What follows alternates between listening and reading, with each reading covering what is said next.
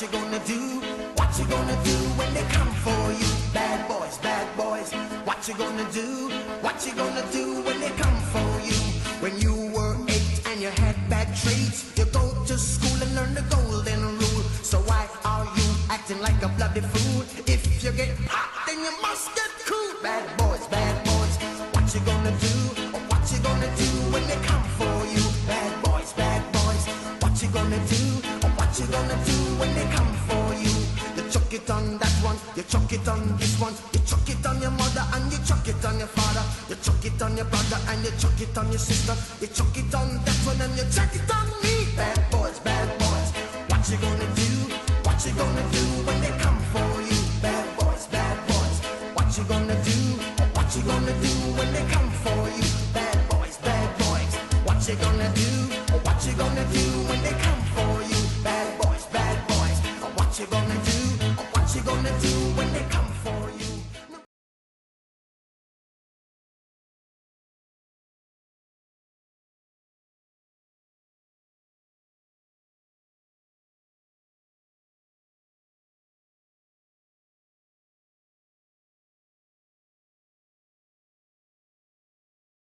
Within the brain. And we may have always used the term mind over matter. This is really proving it.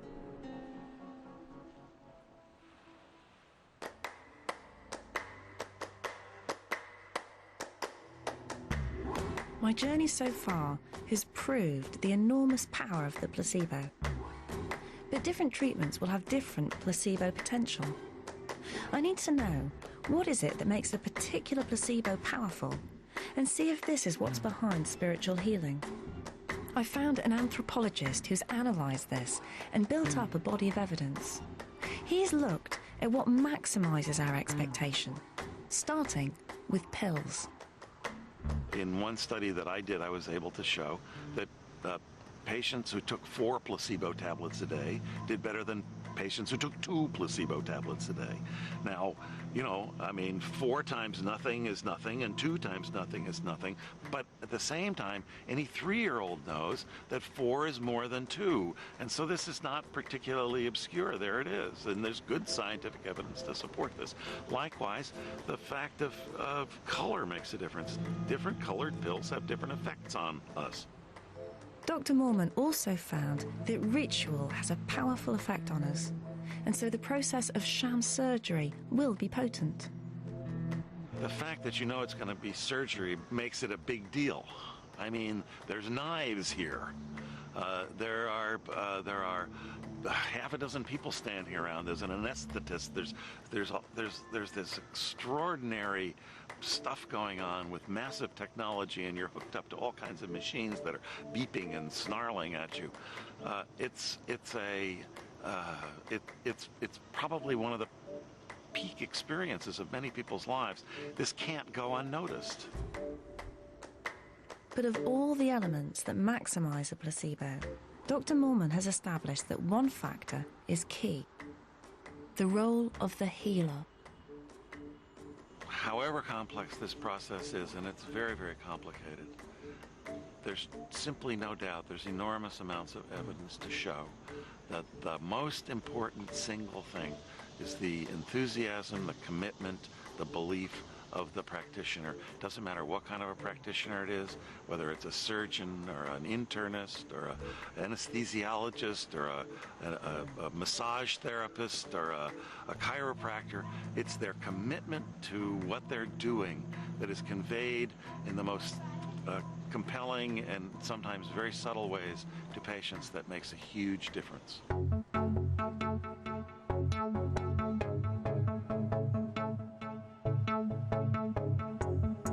I'm taking these thoughts home with me and applying them to spiritual healings.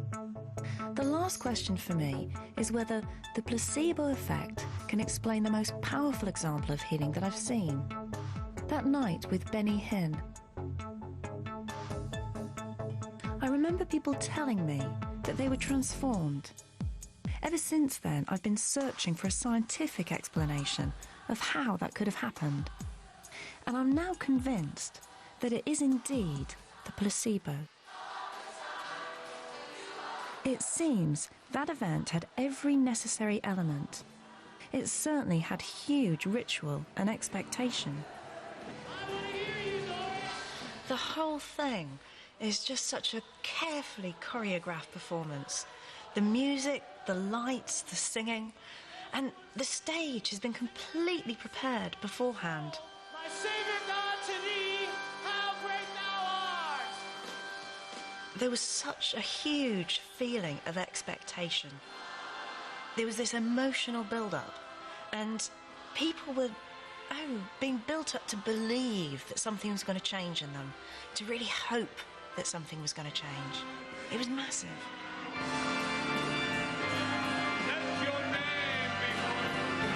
And then finally this man comes on stage in a white suit with just superb confidence. It's the healer. His role is crucial, and he dominates the stage. Such, at first, calm and building up. He's completely determined, it seems. Has Jesus changed? What he did 2,000 years ago, he'll do tonight in Norwich, England. My brother, my sister, the price is paid. The price is paid. The price is paid. All you're going to do tonight is receive it. It was quite an extraordinary performance. You could feel the emotion in the air. You have every legal right to receive healing because sickness is illegal in your body. I'm telling you, if you don't get healed, it's not my fault. He was almost ordering people to get better, almost instilling fear, really manipulating people's feelings. Ladies, I said nobody's allowed to move right now. Nobody's allowed to move. I found some of it personally quite troubling. But for the people in that room, you know, if you believe in what he believes in, that's going to have an amazing effect. Arthritis has just been healed. Just there in front of me, to my left, I rebuke that arthritis.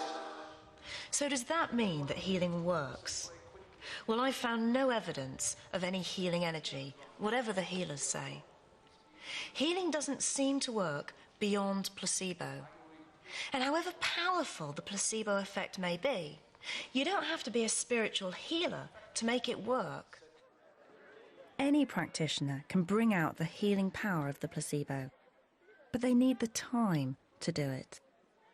I feel worried that we're perhaps losing our role as healers in general practice today.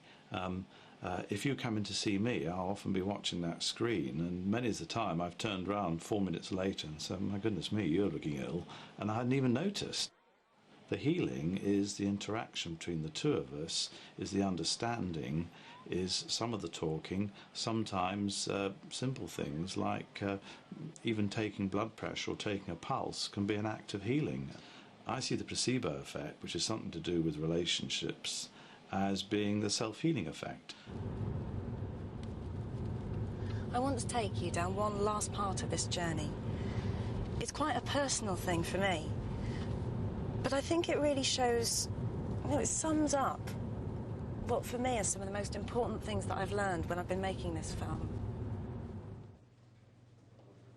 I've spent a lot of time in this hospital ward with my dad. He's been sick over the last 6 months.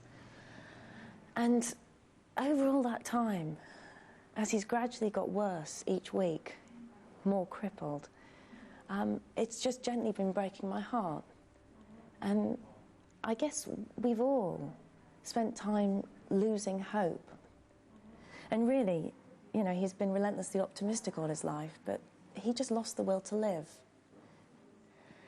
Now that's all changed because of one man, really, because of the doctor, the healer.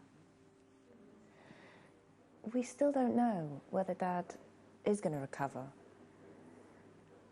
But the role of the doctor, the healer, has just been so key. You know, it's given Dad back some hope.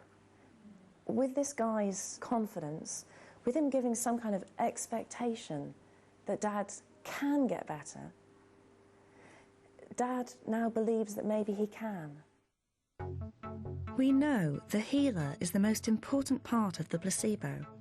We know that all practitioners have the ability to exploit the placebo, and we now know how powerful this effect can be. I want to see that power properly harnessed in all areas of health. We're mad not to.